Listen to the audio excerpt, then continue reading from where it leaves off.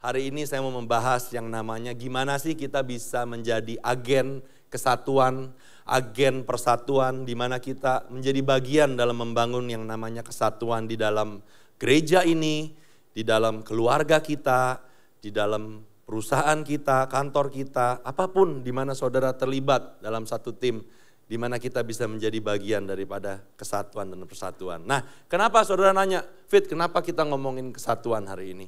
Karena saudara, saya ada pernah baca firman, boleh dipinjem gak firmannya? Thank you. Di bagian atas, agak jauh saya gak bisa baca, saya baca dari sini. Yuk kita baca Kejadian 11 ayat 6. Sama-sama yuk kita baca. 1, 2, 3. Lalu ia berkata, mereka ini satu bangsa dengan satu bahasa. Dan ini baru dari permulaan dari rencana-rencana mereka. Tak lama lagi mereka akan sanggup melakukan apa saja yang mereka kehendaki. Saudara, pada saat itu di Kejadian, dunia itu masih satu bangsa, satu bahasa. Maksudnya apa? United, ada unity, ada satu bangsa dengan satu bahasa. Mereka bisa berkomunikasi dengan satu bahasa. Kata firman Tuhan apa? Ketika ada kesatuan, ketika ada unity, ketika satu bangsa itu satu bahasa.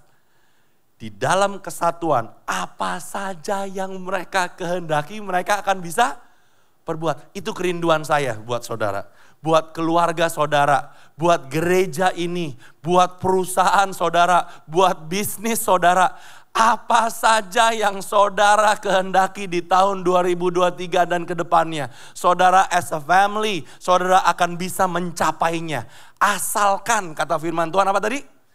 Ada kesatuan, ada persatuan, satu bahasa, satu bangsa saudara. Nah, gimana caranya? Kenapa di dalam satu kesatuan itu ada yang namanya bisa mencapai segala sesuatu yang kita kehendaki. Yang pertama, di dalam satu tim, ini kayak gini nih kita, gereja orangnya isinya banyak, latar belakangnya beda-beda, pendidikannya beda-beda, culture-nya beda-beda, keluarga, kebudayaannya beda-beda, pengalamannya beda-beda. Saudara, di dalam satu gereja, dalam satu perusahaan, dalam satu, ya keluarga juga, anak boleh sama 3 saya. Tapi 3-3-nya bedanya bukan main saudara, makannya sama, emaknya sama, bapaknya sama saudara. Tapi ampun, tiga orang anak itu benar-benar 3-3-nya semuanya beda. Nah saudara, di dalam satu tim, kalau ada yang namanya kesatuan atau persatuan, di dalam satu gereja kalau ada yang namanya kesatuan, yang pertama ada strength in number. Iya dong, kalau saudara ada 10 orang, dorong satu barang dengan tujuan yang sama, arah yang sama, di waktu yang sama, lebih kuat daripada satu orang ngedorong tuh barang. Setuju ya saudara ya? Yang kedua ada keberagaman. Di dalam tim yang kayak gini nih saudara, dalam perusahaan gitu. Ketika kita bekerja bukan sendiri, tapi involving banyak orang. Di dalam tim itu begitu banyak talenta-talenta yang saya nggak punya, yang orang lain punya. Yang dia nggak punya, yang saya punya. Nah ketika skill, kemampuan, pengalaman, network, dan semua yang ada terkumpul itu bisa dipersatukan untuk satu tujuan yang sama.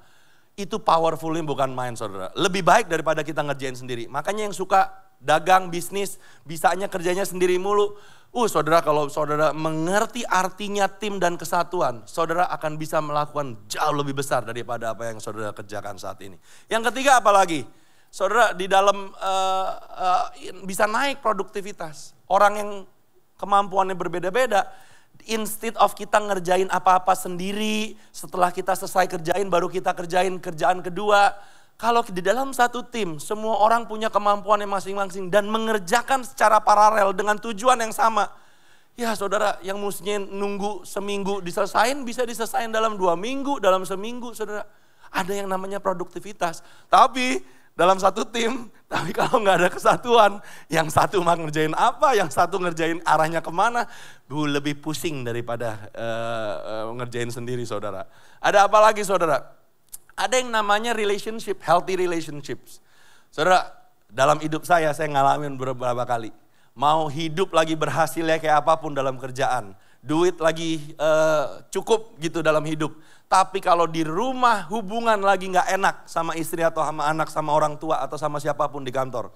itu rasanya lebih baik mati daripada punya duit saudara. Enggak enaknya bukan main. Nah waktu engkau di dalam satu gereja, dalam satu ibadah, dalam satu keluarga, dalam satu perusahaan, ada yang namanya unity. Aduh itu hubungan yang sehat itu salah satu sumber kebahagiaan yang gak bisa dibeli pakai uang saudara. Nah itu gunanya unity. Nah caranya gimana? Setiap dari saudara itu gak bisa nunggu namanya kesatuan dari atas ke bawah. Ya itu mah kerjaannya pemimpin lah yang tugasnya bangun kita, bangun kesatuan dalam kita. Outing segala macam gitu. Nggak bakal berguna saudara outing cuma capek-capekin buang budget doang saya bilang. Yang bisa membangun kesatuan dan persatuan dalam keluarga saudara, dalam gereja ini, dalam rumah ini, dalam perusahaan saudara. Itu setiap daripada kita. Nah saya mau share 3 tips gimana caranya kita bisa menjadi agen yang membangun kesatuan. Yuk kita belajar yang pertama saudara. Yang pertama. Fokus kepada kesamaan, bukan kepada perbedaan. Yuk kita baca, saya dari 1 Korintus 1 ayat 10 sampai 13, tapi saya pinjam ayat terjemahan bahasa Indonesia sehari-hari. Yuk, udah ditampilin? Thank you, kita baca sama-sama. 1, 2, 3. Saudara-saudara, atas nama Tuhan kita, Yesus Kristus, saya minta supaya kalian semuanya itu seia, sekata. Supaya jangan ada perpecahan di dalam NDC, dalam Living World ya saudara. Hendaklah kalian bersatu, sehati dan sepikir. Sebab orang-orang dari keluarga Chloe ngelaporin kepada saya bahwa ada di pertengkaran di antara kalian. Yang saya maksudkan ialah di antaramu ada yang berkata, saya ikut Pak Paulus. Ada juga yang berkata, saya ikut Pak Apolos. Ya. Yang lain berkata, saya ikut Petrus. Nggak ada di sini yang namanya Petrus ya pemimpinnya. Oke. Sedangkan yang lain berkata, saya ikut Kristus. Masakan Kristus terbagi-bagi? Paulus atau Pak Apolos tidak pernah mati disalib untuk kalian. Kalian pun tidak pernah dibaptis untuk menjadi pengikut Paulus. Ya bukan? Maksudnya gini saudara, di jemaat Korintus waktu itu lagi ada perpecahan. Jadi ada yang ngomong gengnya Apolos. Ya saya tahu memang gagah, bentuknya kan enggak sangar, pendoa ya kan, minta didoain mulu pasti. Ada yang ikut grupnya Petrus, ada yang grupnya Paulus. Ini beda-beda culture, beda belief. Yang satu grup Yahudi saudara. Yang peduli banget soal hukum. Jadi dia walaupun udah terima Yesus, tapi hukum-hukum Taurat itu masih mesti diikutin. Gak boleh makan ini, gak boleh makan itu gitu. Ada yang satu grupnya Paulus itu grup Gentiles, grup non-Yahudi. Kasih karunia, ngapain aja boleh. Suka ada kan di jemaat yang gitu, ngapain aja boleh, ke sini boleh, ke situ boleh. Yang penting hati kita udah diselamatin gitu. Ya gak salah juga sih kasih karunia. Ada tuh di Korintus ada yang kayak gitu. Ada juga yang grup Apolos, itu intelektual, orangnya semua ditafsirkan saudara. Jadi udah terima Yesus tapi segala sesuatu di dalam hukum Taurat atau ditafsirin sama mereka. Di dalam gereja kita juga sering kayak gitu saudara. Satu gereja NDC tapi di dalamnya saya ingat saudara.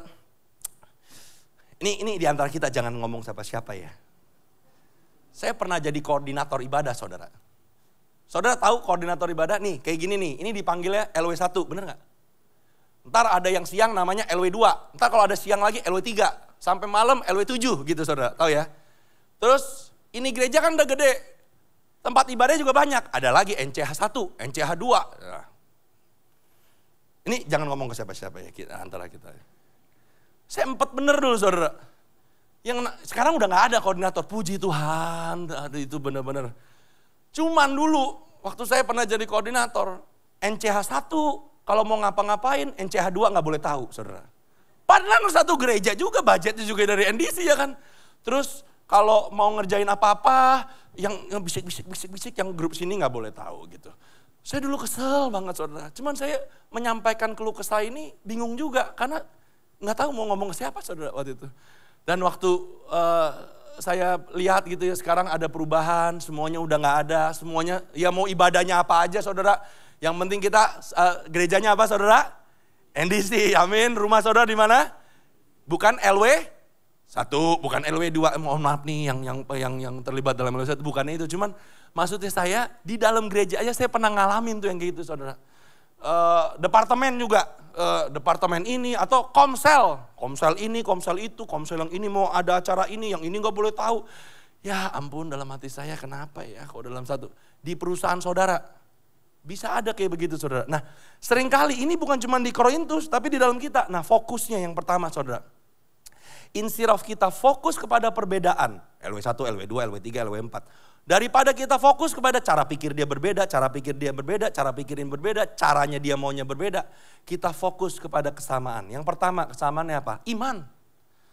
Di dalam gereja perbedaan begitu banyak, cara begitu banyak. Saudara gak setuju pakai jeans, saya setuju pakai jeans. Saudara gak setuju ada drum, saya setuju ada drum. Daripada kita pusing, kita fokus yang pertama kesamaan kita. Bahwa setiap daripada kita itu sebenarnya gak layak untuk diselamatkan. Tapi semata-mata karena apa yang Yesus perbuat, kita boleh diselamatkan. Setuju saudara? Saudara ingat waktu dulu saudara belum kenal Tuhan. Hidup saudara belangsatnya bukan main. Mohon maaf, maksudnya kacaunya bukan main. Bener ya saudara? Hidup saya kacaunya bukan main saudara. Saya semata-mata bisa kenal Tuhan. Hidup saya bisa diubahkan. Kalau saya hari ini mau melayani seperti ini. Semata-mata bukan karena mau nyari apapun. Tapi semata-mata karena saya ingat kasih Tuhan dalam hidup saya. Saya ingat kebaikan Tuhan dalam hidup saya. Saya ingat betapa kasih karunia pengorbanan Tuhan itu mengubahkan hidup saya. Nah saudara, kalau kita udah lagi ada konflik nih dalam satu gereja. Kalau kita lagi ada konflik dalam satu perusahaan saudara. Saudara ingat kesamaannya. Kalau di dalam gereja kita semua diselamatkan oleh yang namanya apa yang Yesus perbuat. Bukan apa yang kau perbuat. Ya saudara, apalagi ini saudara bisa apply di dalam perusahaan atau keluarga saudara. Kita fokus kepada persamaan tujuan. Seringkali caranya berbeda, tapi sebenarnya tujuannya sama, saudara. Ini kasih contoh lagi deh. Dulu saya ingat banget mau pakai jeans, saya itu susah banget dulu di gereja, nggak tahu kenapa gitu, saudara. Tadinya saya mau pakai jeans agak bolong, tapi saya takut beberapa dari saudara grupnya yang lain nggak setuju lagi ntar saya pakai jeans bolong. Cuman dulu aja mau pakai jeans tuh kayaknya dosa banget gitu, saudara. Ini saya belak-belakan deh hari, jangan cerita-cerita ya sama bagian gereja. Yang penting sama tujuannya. Tujuannya waktu itu kita diskusi. Tujuannya adalah orang-orang yang gak kenal Tuhan, dia bisa diselamatkan. Orang-orang yang hidupnya dia ada di black hole tadi malam, saudara. Belum tidur juga nih jam 2 mungkin. Ada ngomong black hole aja langsung begini barusan, malu ya. Tadi malam dia belum tidur, tapi dia lagi stres, dia butuh Tuhan. Jeansnya juga bolong-bolong, dia gak usah pulang dulu, biarin dia kesini saudara, dia cari Tuhan. Tujuannya sama, cuman caranya doang yang berbeda saudara. Nah seringkali kita mesti belajar di tengah perbedaan kalau lagi ada konflik. Kita duduk sebentar, kita mulai tanya tujuannya apa sih sebenarnya. Caranya boleh berbeda, tapi tujuannya apa sih? Nah kita fokus kepada tujuan. Nah saya mau ngomong saudara. Sebenarnya tujuannya ya di Korintus waktu itu ya bahwa Injil Kristus itu diberitakan di Yerusalem, Yudea, Samaria sampai ke ujung bumi termasuk ke Indonesia ya saudara. Itu persamaan yang mempersatukan gereja mula-mula. Nah di gereja ini saudara tahu tujuan kita apa? Kalau saudara nggak tahu kebangetan ya. Ada di website tapi saya tampilin buat saudara. Ada visi, ada misi, ada nilai-nilai dalam gereja ini. Yang mana ini tujuannya dan setiap dari kita yang terlibat dalam pelayanan gereja ini. Tiap hari apapun yang kita kerjakan, kita mikirinnya ini saudara. Tujuannya apa? Yuk baca sama-sama yuk. Kalau saudara nggak tahu, baru pertama kali nggak apa-apa. Ada kasih karunia, saya ampunin ya saudara. Tapi kedepannya tolong dong dibuka di website. Yuk, visinya gereja ini apa? Menjadikan setiap jemaat murid Yesus dengan cara yang relevan sehingga berdampak bagi lingkungan. Maksudnya itu menjadi murid Kristus gini saudara. Karakternya dari tahun ke tahun apapun yang kita kerjakan. Mau itu ibadah raya, mau itu core, mau itu pelayanan, mau itu kelas, mau itu apapun saudara. Family ministry, marriage ministry, kids ministry, semuanya. Itu tujuannya menjadikan karakter dan iman saudara semakin hari bertumbuh semakin seperti Kristus. Udah gak ada lagi yang lain. Caranya boleh segala macam. Kepala boleh kaki, kaki boleh jadi kepala. Tapi tujuannya setiap hari, tahun demi tahun, setiap jemaat NDC makin hari, makin karakter dan imannya serupa dengan Kristus saudara. Nggak ada lagi yang lain. Dengan cara yang apa? Relevan. Nih, ini nih, aduh haleluya. Dulu susah banget, masih ingat zaman gereja dulu. Kalau pakai proyektor, duduknya nggak boleh agak jauh. Soalnya kalau agak jauh nggak kelihatan bentuknya yang ditembak dari situ. Sekarang it becomes the norms untuk orang pakai LED. Tapi waktu mau investasi LED saya ingat pemimpin-pemimpin saudara. Pusingnya bukan main mau keluarin budget buat ini. Karena kenapa? Ya jujur aja sih pada saat itu ya Gereja ini yang salah satu yang memulai. Tapi sekarang saya setiap kali ke gereja, hampir semua gereja, ya ininya udah kayak begini. Nah, dengan cara yang relevan saudara. Kalau kita di marketplace, kita di dalam satu conference, most likely than not, nggak akan pakai proyektor masih kayak gitu saudara. Udah pakai LED seperti ini. Dan di dalam gereja, kalau kita masih pakai yang itu, sama juga masih pakai piano yang akustik saudara. Nggak boleh pakai yang digital saudara. Nah, dengan cara yang relevan, mulai dari nih, seperti attire. Kalau saudara notice dulu, ya yang jemaat baru mungkin nggak notice. Tapi dulu kita mesti pakai celana hitam sama jas hitam saudara, sama baju putih. Sekarang saudara lihat saya, abis ini kita dugem juga masih bisa saudara. Kalau saudara ngajak saya. Why? Karena it's relevan. Sekarang orang ke kantor aja saudara, udah gak pakai sepatu kulit. Kalau saudara masih pakai sepatu kulit, it's okay. Gak ada judgment buat saudara. Tapi most likely makanya penjualan sepatu yang sports itu, yang kelihatan bisa dipakai buat kerja, meningkat. Karena kenapa? Makin hari orang makin casual. Di gereja kalau kita hari Senin sampai hari Jumat udah casual, terus hari Minggu kita mesti pakai jas hitam, ini putih, ini itu. Saya kayak kebalikan gitu. Nah hari ini, aduh thank you Lord. Habis ini saya main golf by the way. Saya tinggal buka jaketnya, saya bisa main golf. Udah siap ini baju golf saudara. Oke, kita lanjut saudara. Berdampak bagi lingkungan. Jangan cuman diberkatin tapi kita gak ada dampaknya. Misinya yuk kita belajar yuk sama-sama. Oke, yang pertama saya gak bahas semuanya. Ntar saudara belajar sendiri ikut kelas M1. Yang pertama, yuk sama-sama menyelenggarakan ibadah raya yang menarik dan menggairahkan dengan dukungan sarana yang diperlukan. LED yang tadi, musiknya, style musiknya, aduh top banget deh. Kalau NDC Worship, saya tuh kalau lagi down, udah paling gak mau denger yang lain, dengernya sama mereka. Apalagi saudara, menjadikan ibadah raya sebagai sarana mengajar jemaat untuk memahami firman Tuhan dengan baik dan benar. Nih, saudara mau tahu setiap pembicara saudara yang ada di mimbar ini, itu setiap sebulan sekali kena mentoring sama gembala sidang saudara, sama pastor pengajaran saudara. Kenapa? Ditanyain materinya, direview materinya. Karena kenapa? Di gereja ini kalau pengajarannya nyeleh secara teologi yang gak bisa dipertanggungjawabkan dengan baik dan benar, itu bisa kena semprot saudara. Which is bagus. Jadi takut, ini kayak saya saudara pikir materi ini saya gak ngelewatin udah di-review dulu. Minggu lalu udah di-review, boleh fit, silakan gitu saudara. Kenapa? Seringkali, ya ini saya gak ngomong lagi, jangan cerita-cerita. Saya paling empet pembicara, yang saya pulang, saya ingetnya ketawanya dia doang saudara. Lucunya bukan main. Tapi waktu pulang, dia tadi ngomong apa ya, hari ini saya bisa apply apa ya minggu ini. Saya gak bisa apa-apa. Nah kalau saudara perhatiin pembicara-pembicara gitu makin berkurang di sini, setuju? Kalau saudara ngelihat saya gak lucu, it's okay, karena memang gak ada tujuan yang mau ngelucu saudara. Yang penting pengajarannya baik dan benar. Dipentingin saudara. Dan saya sadar pertumbuhan rohani saya di dalam gereja NDC itu salah satunya karena pengajarannya itu baik dan benar dan bisa dipertanggungjawabkan. Itu penting, itu harus tepuk tangan. And they put so much effort, saudara gak tahu. Itu meeting, aduh pusing saya dengerinnya kadang-kadang. They put so much effort untuk bahas, itu bukan satu orang tapi 5-6 orang ngebahasin materi doang saudara. Jadi saudara enak aja duduk begini gitu kan. Tapi ada yang mikirin itu udah capek dia ya. Yuk kita lanjut, apa lagi? Yang terakhir aja nih, udah mau lanjut ke poin berikutnya. Melakukan proses pemuritan. Nih kelas 4M, ini penting banget saudara. Saudara kalau udah jemaat di sini lebih dari anggap deh setahun atau 6 bulan. Tapi saudara belum pernah ikut yang namanya kelas M1. Saudara, I don't think saudara berhak untuk manggil gereja ini sebagai rumah saudara. Karena saudara jujur aja belum tahu nilai-nilainya dan tujuannya perusahaan ini lagi, gereja ini. Saudara mesti ikut yang namanya M1. Diajarin gereja ini mulai dari mana, tujuannya apa, dasar imannya apa, beliefnya apa, faith statementnya apa. Saudara ikut M1, habis itu ikut M2. Saudara belajar untuk bertumbuh secara individual Christian. Habis itu saudara belajar M3, saya paling senang M3 saudara.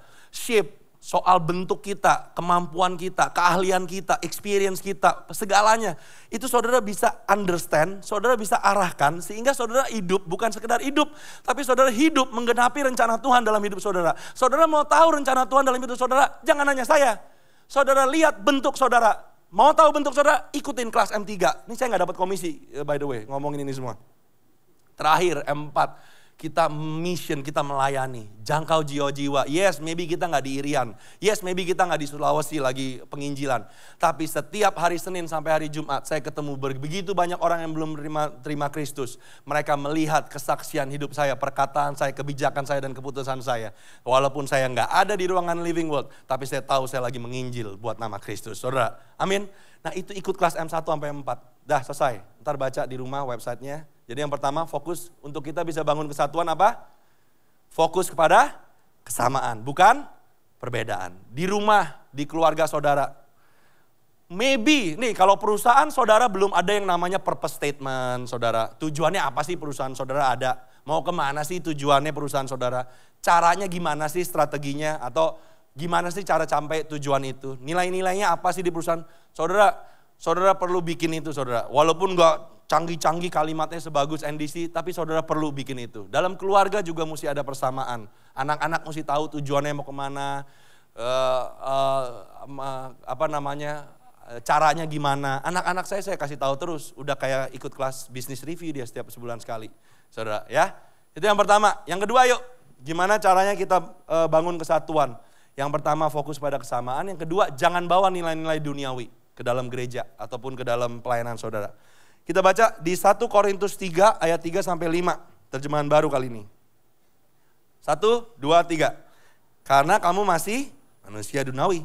Sebab jika di antara kamu ada iri hati dan perselisihan, bukankah hal itu menunjukkan bahwa kamu manusia duniawi dan bahwa kamu hidup secara duniawi? Karena jika yang seorang berkata, aku grupnya Paulus, dan yang lain berkata, aku dari golongan Apolos. Bukankah hal itu menunjukkan bahwa kamu manusia duniawi yang bukan rohani? Jadi apakah Apolos? Apakah Paulus? Pelayan-pelayan Tuhan yang olehnya kamu menjadi percaya. Masing-masing menurut jalan yang diberikan Tuhan kepada saudara. Nah saudara, ketika ada iri hati, ketika ada perselisihan, ketika ada perpecahan, di situ menunjukkan nilai-nilai duniawi. Orang-orangnya itu masih menghidupi secara duniawi, bukan berarti mereka dalam dosa, tapi nilai-nilai duniawinya itu kental di dalam tim itu. Maksudnya gitu saudara, di dalam jemaat itu. Nilai-nilai duniawi apa? Nih saya bacain, 3S, gampangnya gini saudara. 3S nih ya saudara, nilai duniawi. Status, salary, seks. Atau kalau saudara kaget di gereja saya ngomong seks, 3P deh. Position, popularity, pleasure, kenikmatan saudara. Dunia, apapun yang saudara lihat di iklan dan segala macam, itu ngejarnya 3 hal ini. Status, naik jabatan karena ada statusnya saudara. Beli mobil, bukan cuma sekedar bisa bawa dari poin A ke poin B, tapi bentuknya mewah. Karena kenapa? Naikin status kita. Setuju ya saudara? Pakai jamnya yang bisa beli rumah saudara. Kenapa? Padahal sama, detiknya juga gak makin lebih cepat, makin lebih pendek. Kenapa? Karena naikin status. Waktu duduk di meja makan, kelihatan sengaja duduknya gini saudara. Naikin status. Apalagi? Salary. Duit. Seringkali kita mengukur segala sesuatu pakai duit. Orang diberkatin karena duitnya banyak. Orang berhasil karena duitnya banyak. Nggak selalu sih sebenarnya. But that's the word value saudara. Pleasure. Nah kalau saudara bawa hal-hal ini ke dalam gereja, udah pasti susah bangun kesatuan. Position, nih, ini jangan ngomong-ngomong lagi ke pelayan gereja ini ya saudara. Seringkali saya melihat yang kaya lebih dilayanin. That hurts. Karena janda yang datang itu pun itu dihargain sama Tuhan lebih berharga daripada orang-orang yang ngasihnya wurus gitu saudara, ngasih persembahannya. Seringkali orang yang saudara understand ya. Dan itu hurtful, itu sakit karena setiap daripada kita di dalam gereja ini udah bukan soal status ekonomi kita lagi. Tapi memang kita semua adalah anak Kristus yang dikasihi Tuhan, murid Kristus, pelayan Tuhan. Mau kaya, mau miskin, mau pinter, mau bego, mau pelan, mau cepet, mau muda, mau tua. Tuhan sengaja taruh kita sama-sama karena Tuhan punya tujuan untuk kita bisa melayani sama-sama saudara. Amin. Nah, jadi kalau di dalam ya ibadah ini saya nggak tahu gimana. Kalau kita masih mengukur segala sesuatu pakai yang namanya status atau salary, saudara akan susah untuk kita bangun kesatuan.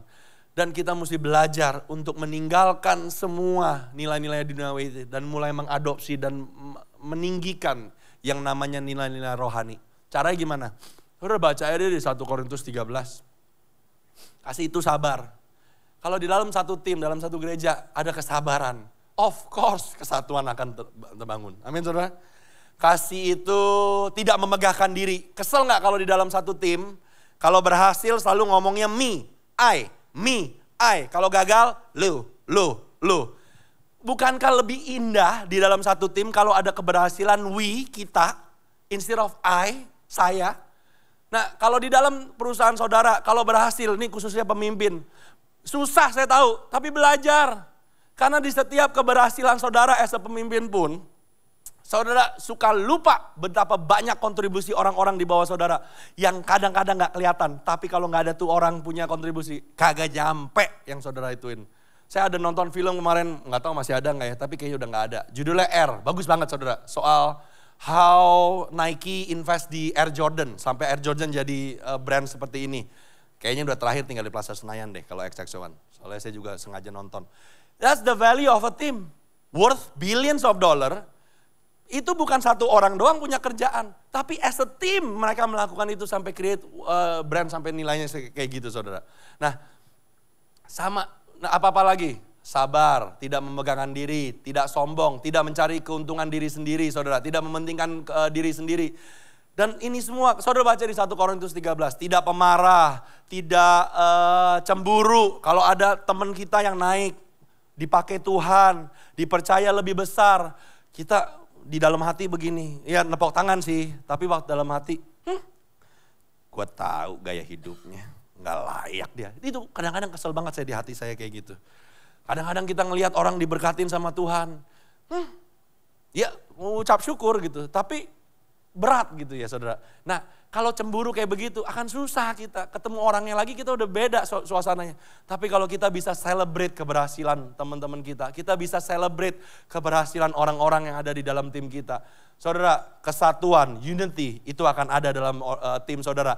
Dan apa yang saudara kehendaki, tadi kata firman Tuhan apa? Kalau ada kesatuan, ada unity, satu bangsa, satu bahasa. Apa yang kau kehendaki di tahun 2023, engkau akan bisa capai. Amin. Itu yang kedua.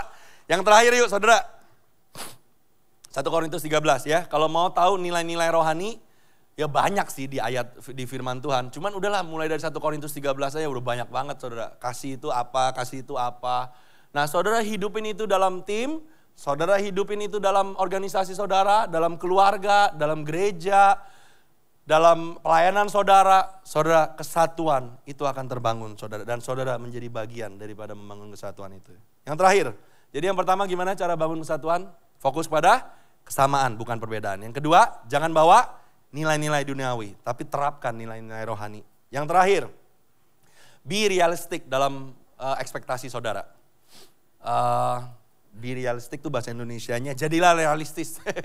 Bahasa Indonesia malas banget, realistik dirubah ke realistis. Tampilin S doang. Jadi kita baca.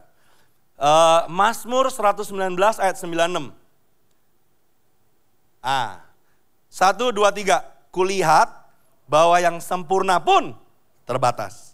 Hanya perintahmu lah yang sempurna. Saya pakai bahasa Inggrisnya, keren bahasa Inggrisnya. Nothing is perfect in this world. Tidak ada yang sempurna di dalam dunia ini. Except firman Tuhan. Maksudnya apa? Nggak ada gereja yang sempurna. Nggak ada ibadah yang sempurna. Yang penting gereja yang sehat. Amin. Gak ada tuh gereja yang sempurna. Ada aja kurangnya.